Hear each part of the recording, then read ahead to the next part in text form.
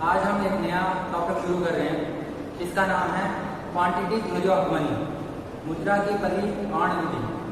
अब इसके अंदर हम यहाँ पे देखते हैं कि अलग अलग इसके अंदर अप्रोचेस होती हैं। इसमें से जो बेसिकली जो पहली अप्रोच आती है जिसको हम आज डिस्कस करेंगे वो है फिशर अप्रोच, जिसे ट्रांजैक्शन अप्रोच भी कहा जाता है। अब 1911 में फिशर एक बुक लेके आए थे, परचेजिंग पावर ऑफ मनी। उस बुक में फिशर ने इस थ्योरी का वर्णन किया था। ये Fisher version of quantity theory कहलाता है। उन्होंने बहुत सिंपल से एक बात की थी कि जब मनी की क्वांटिटी किसी इकोनॉमी में बढ़ेगी तो प्राइस लेवल भी बढ़ेगा, और जब मनी की क्वांटिटी किसी इकोनॉमी में घटेगी तो प्राइस लेवल भी घटेगा। और घटेगा कैसे? डायरेक्टली प्रोपोर्शनल होगा, यानी कि मुद्रा का मात्रा बढ़ेगी तो मूल्य स्तर भी बढ़ेगा। मुद्रा की मात्रा अगर दुगनी होगी तो मूल्य स्तर भी दुगना होगा, और मुद्रा की खुद का मूल्य यानी मुद्रा का मूल्य जो हो जाएगा वो आधा हो जाएगा। मुद्रा की मात्रा आधी होगी तो मूल्य स्तर भी आधा हो जाएगा, और मुद्रा का मूल्य दुगना हो जाएगा। तो क्वांटिटी ऑफ मनी बढ़ेगी तो प्राइस लेवल भी बढ़ेगा। क्वांटिटी ऑफ मनी डबल होगी तो प्राइस लेवल भी डबल होगा, लेकिन खुद मनी की जो वैल्यू है वो हाफ हो जाएगी। ये सिंपल से उन्होंने बात कही। उन्होंने ये बात कही कि supply of money is equal to demand for money. इस इक्वेशन के थ्रू उन्होंने ये बात समझाने की कोशिश की। इसमें आप देख सकते हैं MVPT। अब इसके अंदर M क्या है? क्वांटिटी ऑफ मनी है। क्वांटिटी ऑफ मनी क्या है? एक एक्सोजेनस फैक्टर है, यानी कि ये इन चीज़ों से प्रभावित नहीं होता। ये किसी भी देश की मॉनेटरी अथॉरिटी फिक्स करती है, वो डिटरमाइन करती है। ये क्वांटिटी ऑफ मनी। ठीक है।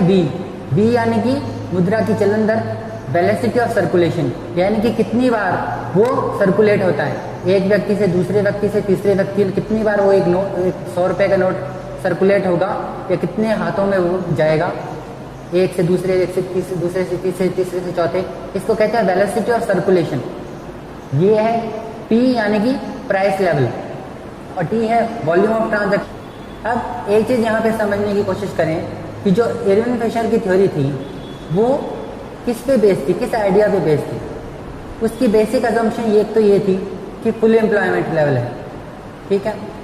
दूसरी उसकी अजम्पशन ये थी कि ये लॉन्ग रन के लिए एप्लीकेबल है।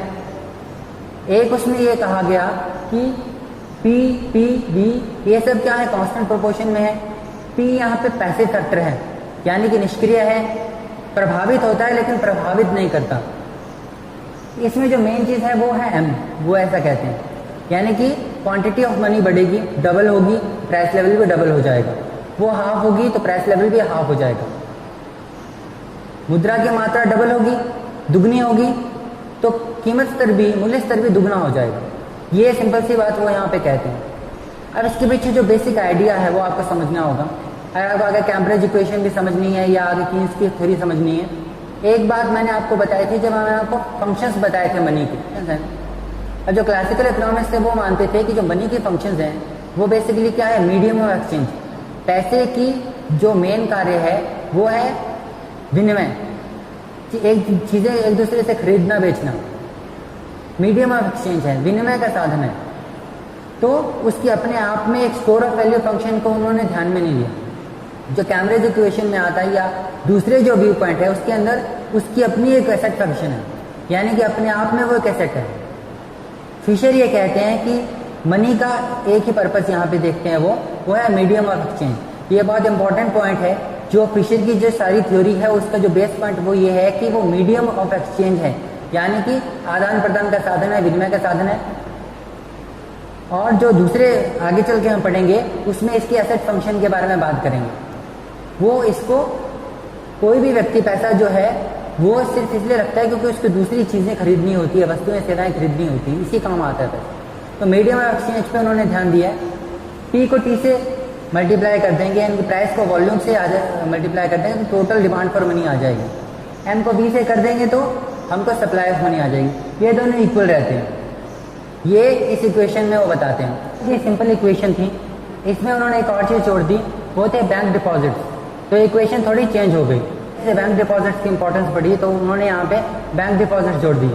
तो MB तो पहले से ही था, और उसमें बैंक डिपॉजिट्स और उसकी वेलोसिटी ऑफ सर्कुलेशन उसमें जोड़ दिया। इस प्रकार से एक नई इक्वेशन बन गई। तो ये ओरिजिनल इक्वेशन थी, इसमें बैंक डिपॉजिट्स आने के बाद ये इक्वेशन ऐसे चेंज हो गई। तो ये बेसिक सी इक्वेशन है जो हमको जैसे जनरली ध्यान रखनी है जब हम क्वांटिटी थ्योरी फिशर की बताते हैं। तो ये उसका मॉडिफाइड वर्जन है जो बाद में लेके आए थे वो। तो क्वांटिटी थ्योरी सीधे से ये कहती है जैसे मुद्रा की मात्रा दुगनी होती है तो मूल्य स्तर भी दुगना हो जाता है, उनमें सीधा संबंध रहता है।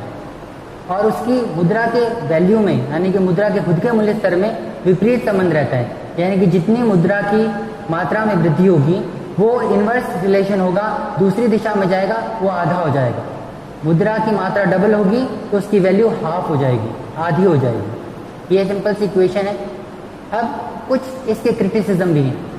पहले मैंने आपको ये बताया कि ये मीडियम ऑफ एक्सचेंज फंक्शन पे बेस्ड है, यानी कि ये मान के चलते हैं कि सिर्फ विनिमय का साधन है। इसकी आलोचना की गई है क्योंकि इसने एसेट फंक्शन को इग्नोर किया है। दूसरा, ये लंबे समय के लिए अपनाई गई है, यानी कि ये जो थ्योरी बनाई थी फिशर ने लंबे समय को ध्यान में रख के बनाई थी। अकीन्स कहते हैं लंबे समय में हम सब मर जाते हैं, in long run we are all dead. तो शॉर्ट टर्म के बारे में भी कुछ बताओ, शॉर्ट टर्म प्राइस साइकिल्स को भी कुछ बताओ कि प्राइसेस में चेंजेस होते हैं तो कैसे होते हैं। इसके अंदर एक और कमी है कि इसमें जो पी है यानी कि जो प्राइस लेवल है उसको उन्होंने बिल्कुल पैसिव माना है, बिल्कुल निष्क्रिय माना है, जो किसी को प्रभावित नहीं करता, केवल प्रभावित होता है।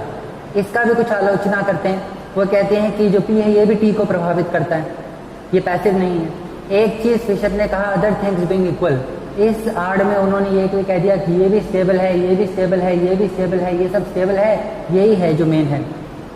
उन्होंने सबको कांस्टेंट बताया और उनका जो प्रोपोर्शन है वो कांस्टेंट बताया।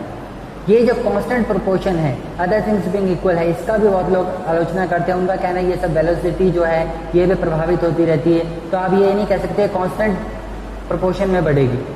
तो इस तरीके से उन्होंने कहा कई चीज़ें, बाकी चीज़ें अन्य चीज़ें समान रहती लेकिन अन्य चीज़ें समान नहीं रहती। लंबे समय के लिए है लेकिन छोटे समय के लिए वो बताते नहीं है। इसके अलावा एक और कमी है इसकी कि ये मान के चलता है कि फुल एम्प्लॉयमेंट लेवल है। इसका भी लोग विरोध करते हैं कि पूर्ण रोजगार का स्तर नहीं होता है, जनरली फुल एम्प्लॉयमेंट से लेस देन फुल एम्प्लॉयमेंट की सिचुएशन होती है। तो ये फुल एम्प्लॉयमेंट को लेके चलते हैं, अदर थिंग्स बीइंग इक्वल को लेके चलते हैं और लॉन्ग रन को लेके चलते हैं। ये इरविन फिशर की थ्योरी में काफ़ी बड़े क्रिटिसिज्म है। इसके अलावा मेन ये है कि वो सिर्फ मीडियम ऑफ एक्सचेंज फंक्शन को लेके चलते हैं, उसकी स्टोर वैल्यू एसेट फंक्शन को नहीं लेके चलते। अब इसकी जो आलोचना करने वाले हैं उन्होंने इसके बाद एक नई इक्वेशन लेके आए थे जो थी कैम्ब्रिज इक्वेशन। वो हम अगले वीडियो में समझने का प्रयास करें।